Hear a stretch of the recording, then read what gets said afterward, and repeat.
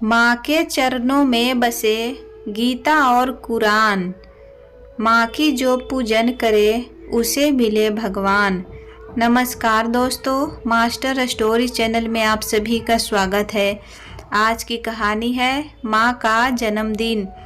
निर्मला जी अपनी बहू को आवाज़ देते हुए कहती है, अरे बहू, आज तुमने कैसा खाना बनाया है। चावल में कंकड़ ही कंकड़ दिख रहे हैं और दाल में तो कितना पानी भर दिया है।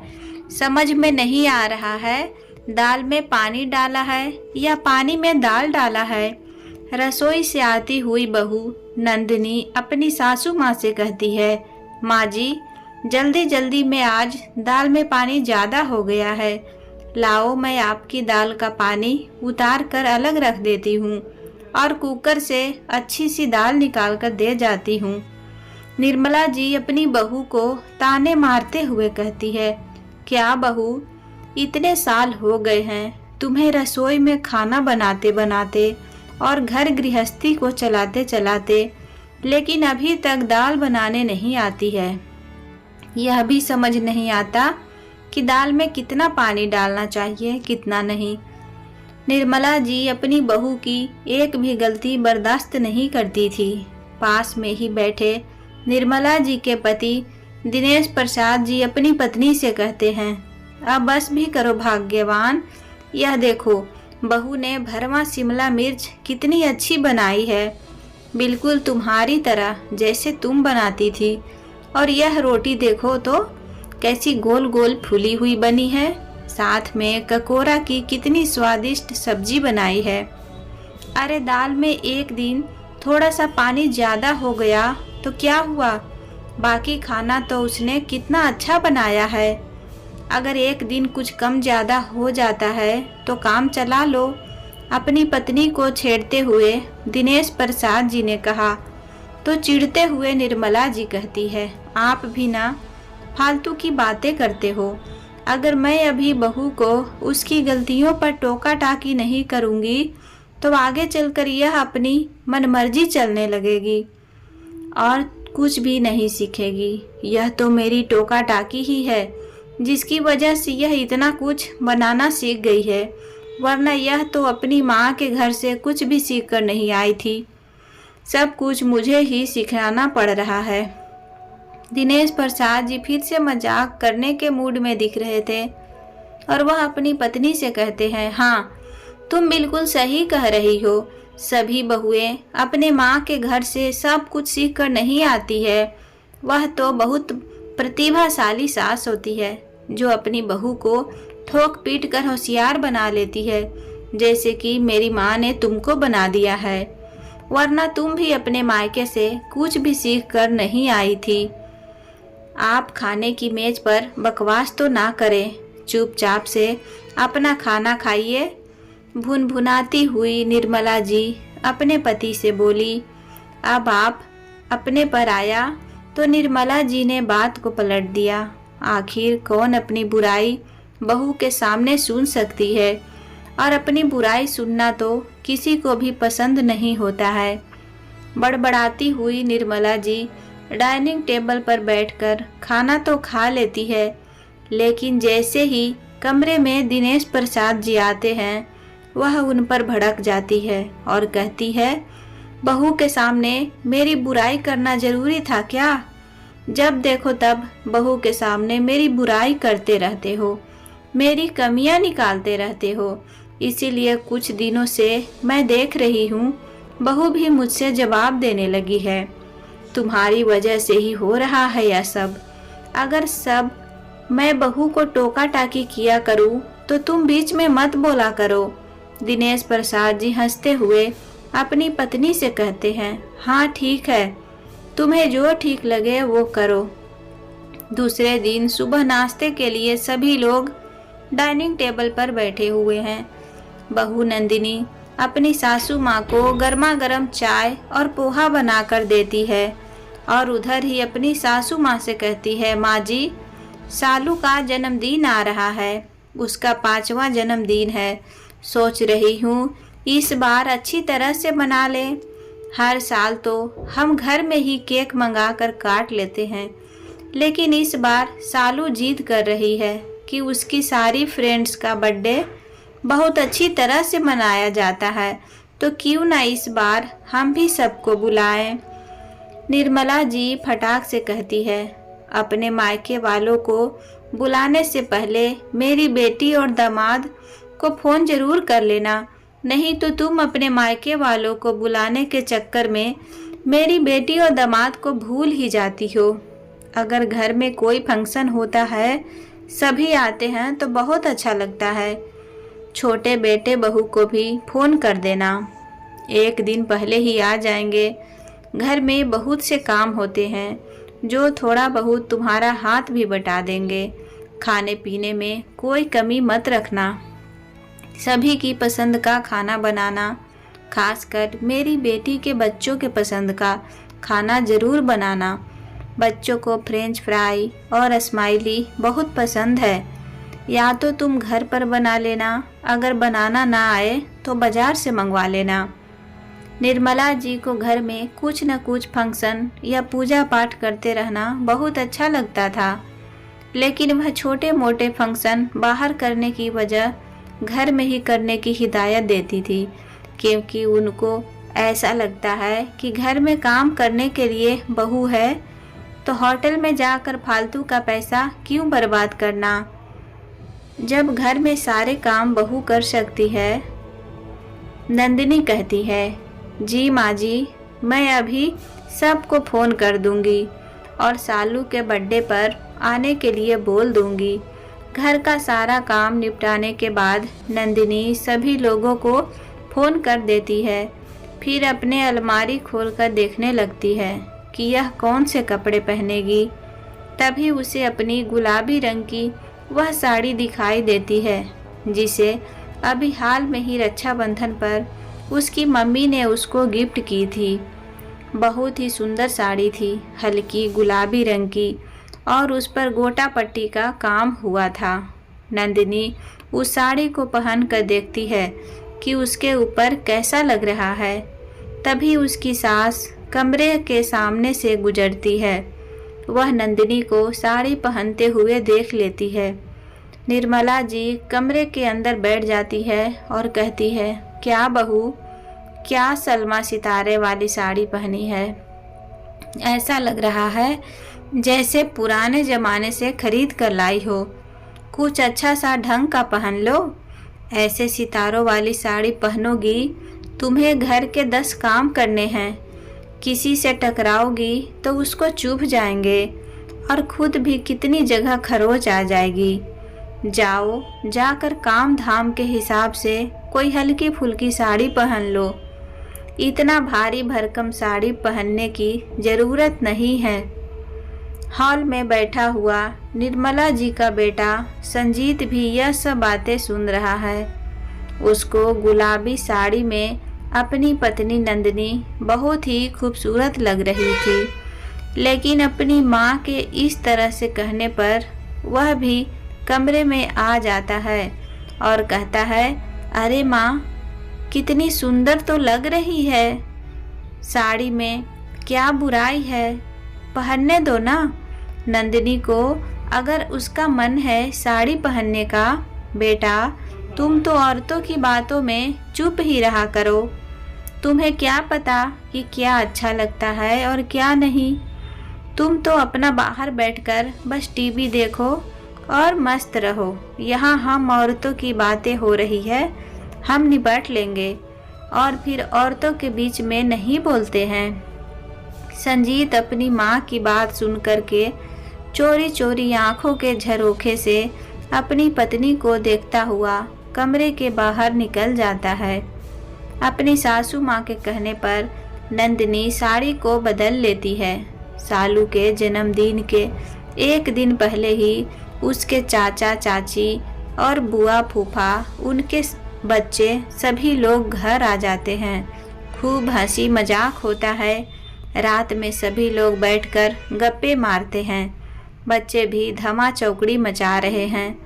नींद तो उनकी आंखों में दूर दूर तक नहीं है। रात के 12 बजे तक सभी बातें करते हैं। उसके बाद निर्मला जी की फरमाइश कर देती है, एक एक कॉफ़ी हो जाए तो मज़ा आ जाए। सभी लोग हाँ में हाँ मिलाते हैं। तो नंदिनी उठकर रसोई में जाती है, सबके लिए कॉफ़ी बनाकर लाती है। दूसरे दिन शाम को जन्मदिन की तैयारी होने लगती है। बुआ और उनके बच्चे मिलकर पूरे हॉल को गुब्बारे से सजा देते हैं। घर का सारा खाना नंदिनी बना लेती है। बड़ा सा केक मंगवाया जाता है, लेकिन निर्मला जी ने नंदिनी बहू को पहले ही हिदायत दे दी थी कि भले ही बाजार के अंडे वाला केक आ रहा हो, लेकिन मैं उसको नहीं खाऊंगी। मेरे लिए घर में बिना अंडे वाला केक बना लेना। बेचारी नंदिनी बहू रसोई में बिना अंडे वाला केक फटाफट से बनाकर डाइनिंग टेबल पर ठंडा होने के लिए रख देती है। फंक्शन शुरू हो जाता है। केक काटा गया, फिर खाने पीने का दौर शुरू होता है। नंदिनी सारी व्यवस्थाएं संभाल रही है। बार बार हॉल से रसोई में, रसोई से हॉल में भागा दौड़ी कर रही है। सबकी फरमाइशों को पूरा कर रही है। नंदिनी बड़ी बेटी सालू अपनी माँ से कहती है, माँ आप कहाँ रहती हो? दिखती ही नहीं हो, पूरा टाइम इधर से उधर काम कर रही हो। केक काटने के समय भी नहीं थी। मेरी फ्रेंड आपको कितना ढूंढ रही थी। आप चलो उसके साथ कम से कम एक फ़ोटो तो निकलवा लो। यहाँ पसीने से सराबोर होकर रसोई में खड़ी हो। अरे बेटा तुम जाओ और अपनी बहन के साथ फ़ोटो निकलवा लो। मैं यहाँ रसोई से चली गई तो रसोई का काम और सबके खाने पीने का काम कौन संभालेगा? और तुम्हारी दादी भी बहुत गुस्सा करेगी। लेकिन आरुषि को बिल्कुल भी अच्छा नहीं लग रहा था कि उसकी माँ रसोई में काम कर रही है और बाकी के सभी लोग हॉल में बैठ कर के एंजॉय कर रहे हैं, खा रहे हैं, पी रहे हैं, बातें कर रहे हैं और कोई उसकी माँ को पूछ भी नहीं रहा है। सबको पड़ी है तो बस अपनी अपनी फरमाइशों की। गर्मा गर्म पुड़ियाँ निकाल दो, गर्मा गर्म सब्जी ले आओ, सलाद दे दो, अचार दे दो। अगले दिन भी इतवार का दिन था, इसीलिए ननद नंदोई और देवर देवरानी सभी लोग घर पर ही रुक गए। दोनों दिन नंदिनी ने सबकी पसंद का खाना बनाकर खिलाया, क्योंकि सभी लोग नौकरी करते हैं तो किसी को भी घर में खाना बनाने की फुर्सत ही नहीं है। अगर बनती भी है तो काम चलाऊ खाना ही बनता है, फरमाइशें नहीं हो पाती है। लेकिन अब अपनी भाभी से फरमाइशें कर सेवा का पूरा आनंद ले रही हैं। रविवार की शाम को खाना खाने के बाद बुआ को पान खाने का मन हुआ। निर्मला जी बोली, बेटा सबकी पसंद का पान और बच्चों के लिए उनकी पसंद की आइसक्रीम ले आना। नंदिनी सभी के फरमाइशों का पान और आइसक्रीम लेकर आ जाती है। आइसक्रीम और पान आते ही निर्मला जी बोली, नंदिनी बहू कुल्फी और पान अलग अलग थाली में निकाल कर ले आओ। वह हॉल में आते ही किसी ने कुल्फी तो किसी ने पान उठाकर खा लिया। तभी नंदिनी की बेटी आरुषि बोली, मम्मी आपकी पसंद का पान कौन सा है? नंदिनी कुछ बोलती इससे पहले ही थाली में रखा आखिरी पान उठाती हुई निर्मला जी बोली, अरे तुमने देर कर दी, अब तो एक भी पान नहीं बचा। अगली बार जब आए तब खा लेना। नंदिनी की शादी को 15 साल हो गए हैं। इन 15 सालों में नंदिनी ने अपने परिवार की पसंद नापसंद को अपना कर अपने आप को पूरी तरह से भुला दिया है। वह यह भी भूल गई है कि कभी उसको कुछ पसंद होता था। अब परिवार के लिए ही जी रही है। यही बात उसकी बेटी को बिल्कुल भी पसंद नहीं आती थी, लेकिन अब उसकी बड़ी बेटी ठान चुकी थी कि वह अपनी माँ के साथ ऐसा व्यवहार नहीं होने देगी। अगले महीने नंदिनी का जन्मदिन है। घर में निर्मला जी को सभी का जन्मदिन तो याद रहता है, लेकिन अपनी बहू का जन्मदिन वह हमेशा ही भूल जाती है।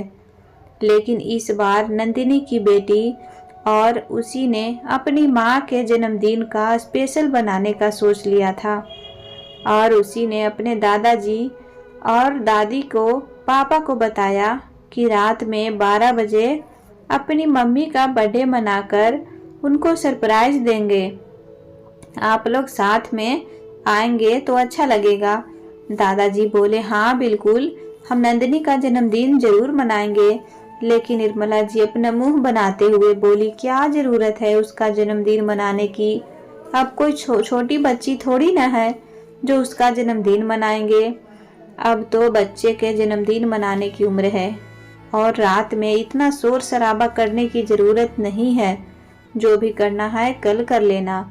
नहीं दादी, इस बार तो हम अपनी माँ का जन्मदिन इस तरह से मनाएंगे जैसे माँ मेरा मनाती है। अपनी 14 साल की पोती के आगे निर्मला जी एक ही एक न चली। हार मानकर उन्हें अपनी पोती के प्लान में शामिल होना पड़ा। अचानक रात को निर्मला जी के बेटा अपनी पत्नी नंदिनी को जगाया और बोला, अरे नंदिनी, जरा बाहर से गिलास पानी तो लेकर आना, मुझे बहुत तेज प्यास लग रही है। नंदिनी गिलास ले करके रसोई की तरफ जाने के लिए कमरे का दरवाजा खोलती है तो सभी लोग जोर से चिल्ला पड़ते हैं, हैप्पी बर्थडे मम्मा, इतनी रात में क्या हो रहा है? अरे माँ, यह भी कोई पूछने की बात है? हम सब आपका जन्मदिन मना रहे हैं। कहते हुए आरुषि अपनी माँ का हाथ पकड़कर हॉल में ले गई। पीछे से संजीत भी आ जाता है। डाइनिंग टेबल पर एक सुंदर सा केक रखा है, साथ में खूब सारी चॉकलेट, और आरुषि अपने हाथ में एक गुलदस्ता लिए चली आ रही है। मम्मी, आज आपका जन्मदिन है, आपको केक काटना पड़ेगा। नंदिनी इतने सालों बाद अपना अच्छा सरप्राइज देखकर खुश हो जाती है। वह अपनी दोनों बेटियों का हाथ पकड़कर केक काटती है। डाइनिंग टेबल पर सजी हुई चॉकलेट को देख करके निर्मला जी कहती है, इन चॉकलेट को उठाकर रख दो। जब सारे बच्चे घर में इकट्ठे होंगे तो मिल बैठकर खा लेंगे। नहीं दादी, यह चॉकलेट तो मैं मम्मी के लिए लेकर आई थी, क्योंकि मेरी मम्मी को चॉकलेट बहुत पसंद है। कहते हुए आरुषि ने एक बड़ी सी चॉकलेट अपनी माँ के हाथ में दे दी। आज नंदिनी की आंखों में खुशी के आंसू बह रहे हैं। आज पहली बार किसी ने उसकी पसंद का ध्यान रखा है। वह तो ससुराल में आकर अपनी पसंद नापसंद सब कुछ भूल गई थी। आज उसकी बेटी ने उसे स्पेशल फील कराया है। तभी संजीत कहता है, अरे जरा मुस्कुरा भी दो, आंखों में आंसू लिए खड़ी ही रहोगी क्या? कुछ फोटोज निकालनी है। यह सब देख करके निर्मला जी मन ही मन कूढ़ती जा रही है। तभी वह नंदिनी से कहती है, नंदिनी, अब जब इतना सब कुछ हो ही गया है तो क्यों न कल छोटी बहू और बेटी और उसके बच्चों को बुला लिया जाए, तो तुम्हारा जन्मदिन अच्छे से मन जाएगा और तुम उन सबके पसंद का खाना भी बना लेना। तभी आरुषि कहती है, नहीं दादी, मेरी माँ कल मेरे साथ घूमने जा रही है, वह खाना नहीं बनाएगी। आप लोग एक काम करना, बुआ और चाची के साथ मिलकर माँ की पसंद का खाना बना लेना, फिर हम सब जब घूम कर आएंगे तब साथ में मिलकर खाएंगे। आरुषि की बात सुन करके निर्मला जी का मुंह सूख गया, क्योंकि उन्हें तो पता है कि उनकी बेटी तो एक गिलास पानी भी भरकर नहीं पीती है, उनके साथ क्या खाना बनवाएगी। और छोटी बहू तो बहुत ही बड़ी कामचोर है, और मैं तो 15 सालों से रसोई में झांक कर भी नहीं देखा है कि क्या बन रहा है और क्या नहीं। मैंने इतने समय से खाना बनाना छोड़ा हुआ है, पता नहीं कैसा बनेगा। अब इतना सारा खाना कैसे बनाऊंगी? एक काम करते हैं, हम खाना होटल से मंगवा लेते हैं, किसी को परेशान नहीं होना पड़ेगा। दादी जी की बात सुनकर के आरुषि अपनी माँ से कहती है, देख रही हो माँ, एक बार खाना बनाने की बारी आई तो दादी कितना बहाना बना रही है, अभी मजा चखाती हूँ। बोली, नहीं दादी, आपका तो होटल का खाना खाने से हमेशा पेट खराब हो जाता है, आप होटल का खाना कैसे खा सकती हैं? और फिर इतने सारे लोगों का होटल से खाना मंगाएंगे तो कितना महंगा पड़ेगा। आप ही तो कहती हैं घर में बना खाना शुद्ध होता है और सस्ता भी पड़ता है। अपनी बेटी की बात को सुनकर के संजीत को भी अपनी गलतियों का एहसास हो रहा है। कितने सालों में उसने एक बार भी अपनी पत्नी का ख्याल नहीं रखा। एक बार भी उसने अपनी पत्नी से नहीं पूछा कि उसे क्या पसंद है और क्या नहीं। जब से ब्याह कर लाया है सिर्फ अपने घर की जिम्मेदारियां उसको सौंप करके फ्री हो गया है। आज बेटी ने उसकी भी आंखें खोल दी है। वह माँ के मना करने के बावजूद भी नंदिनी को उस दिन घुमाने ले जाता है, उसके पसंद के कपड़े दिलवाता है और आरुषि अपनी माँ के लिए बहुत खुश है कि वह अपनी माँ के लिए कुछ कर पाई है। उसके मन में हमेशा एक टीस रहती थी कि माँ सबके लिए सब कुछ करती है लेकिन माँ के लिए कोई कुछ नहीं करता है। लेकिन आज अपने पापा को अपने माँ के लिए इतना कुछ करते हुए देखती है तो बहुत खुश हो जाती है। दोस्तों, कहानी कैसी लगी कमेंट करके ज़रूर बताइएगा और सब्सक्राइब करना नहीं भूलिएगा। Bye bye.